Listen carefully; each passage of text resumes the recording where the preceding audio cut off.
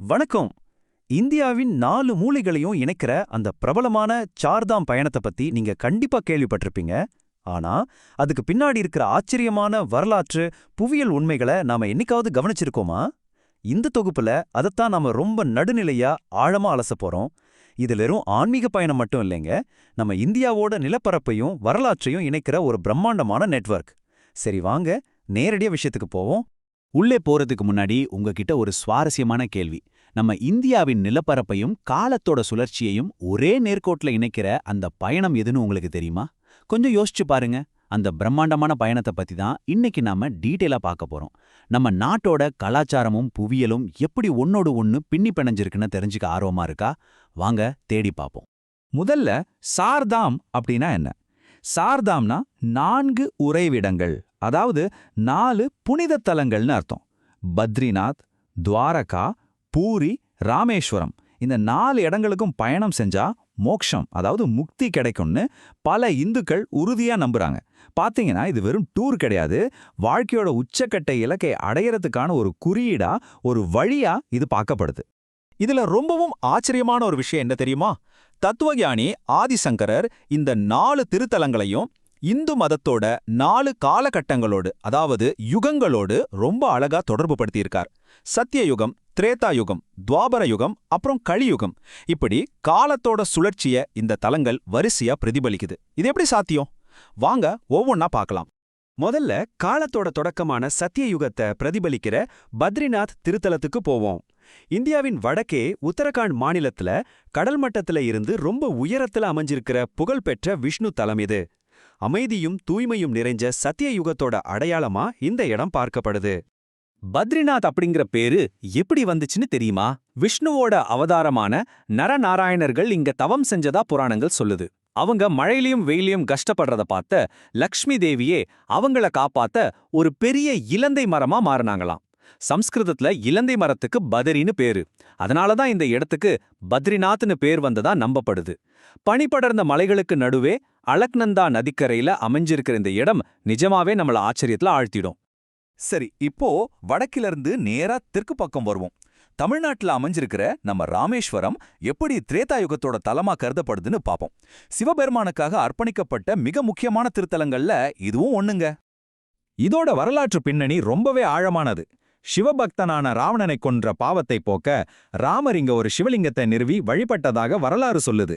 ராமரால் பிரதிஷ்டை செய்யப்பட்டதால தான் இது ராமேஸ்வரம்.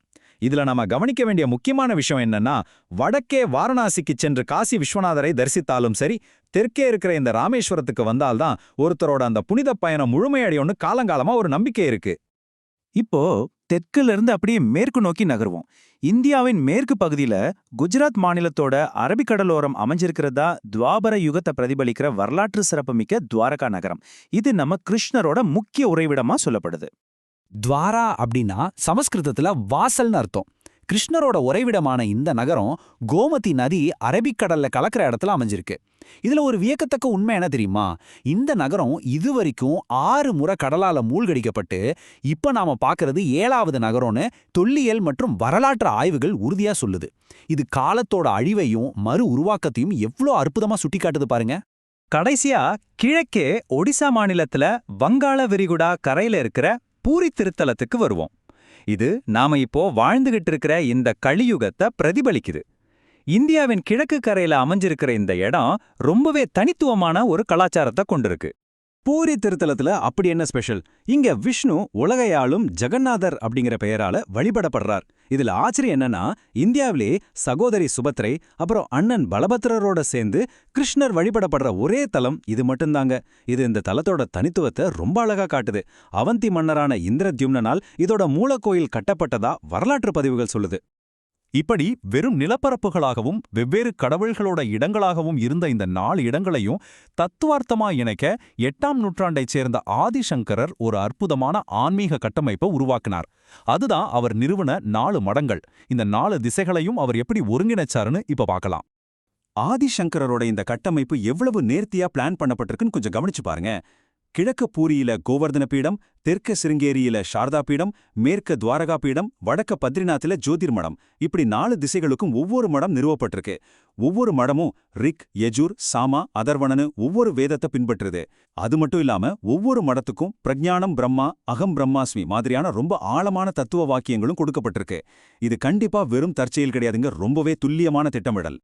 இப்போ உங்களுக்கெல்லாம் ஒரு பெரிய குழப்பம் வரலாம். நாம அடிக்கடி செய்திகள்லயும் பயண விளம்பரங்கள்லயும் கேள்விப்படுறோமே, உத்தரகாண்ட் மாநிலத்துல மட்டுமே இருக்கிற சார்தாம் பயணம்னா என்ன?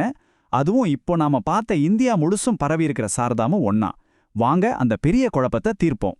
உண்மையிலே பெரிய சார்தாம் அல்லது முக்கிய சார்தாம் அப்படிங்கிறது நாம இதுவரைக்கும் பார்த்த இந்தியா முழுசும் 4 திசைகள்லயும் பரவியிருக்கிற தலங்கள் தான். ஆனா சிறிய சார்தாம் அல்லது சோட்டா சார்தாம் அப்படிங்கிறது உத்தரகாண்ட் மாநிலத்துல மட்டுமே சுருங்கி இருக்கிற ஒரு குறிப்பிட்ட இமயமலை பயணம். இந்த சிறிய சார்தாம் அப்படிங்கிறது யமுனோத்ரி, கங்கோத்ரி, கேதார்நாத் அப்புறம் பத்ரிநாத் ஆகிய 4 மலைத்தலங்களை மட்டுமே குறிக்குது. இதுல ஒரு சுவாரஸ்யமான முரண்பாடு என்னன்னா, சோட்டா சார்தாம் அப்படிங்கிற இந்த பேரு தொன்மையான வேதங்கள்லயோ புராணங்கள்லயோ கிடையாது. இது ஆன்மீக சுற்றுலாத்துறையால சமீபத்துல பிரபலப்படுத்தப்பட்ட ஒரு பேர் தான். இருந்தாலும் இதுவும் இன்னைக்கு மக்கள் மத்தியில ரொம்ப பெரிய வரவேற்பு பெற்றிருக்கு. அது மட்டும் இல்லாம இந்த பயணம் இமயமலையில இருக்கிறதால கடும் பனிக்காலத்துல இந்த மலைத்தலங்கள் எல்லாம் மூடப்பட்டுடும். அதனால அங்கிருக்கிற சிலைகளை உக்கிமத், பாண்டுகேஸ்வர், முக்பா, கர்ஷாலி மாதிரியான பக்கத்துல இருக்கிற பாதுகாப்பான கிராமங்களுக்கு மாத்திடுவாங்க. பனிக்காலத்திலையும் மக்கள் தரிசனம் செய்யறதுக்காகவும் சுற்றுலாத்துறையை ஊக்குவிக்கிறதுக்காகவும் குளிர்கால சார்தாம் அப்படிங்கிற ஒரு புதிய முன்னெடுப்பை அரசாங்கம் இப்ப தீவிரமா ஊக்குவிச்சிட்டு வராங்க. இறுதியா உங்களை சிந்திக்க தூண்டுற ஒரு கேள்வியோட இந்த தொகுப்பை நான் நிறைவு செய்ய விரும்புறேன். இந்த பிரம்மாண்டமான சார்தாம் பயணம் இந்தியாவோட பல்வேறு நிலப்பரப்புகளை புவியியல் ரீதியா ஒருங்கிணைக்குதா, இல்ல சத்தியயுகத்துல தொடங்கி கலியுகம் வரை நீளும் மனித குலத்தோட கால சுழற்சியை நமக்கு உணர்த்துதா? நீங்களே கொஞ்சம் சிந்திச்சு பாருங்க. சூப்பரான புதிய தகவல்களோட அடுத்த அலசல்ல உங்களை சந்திக்கிறேன். நன்றி.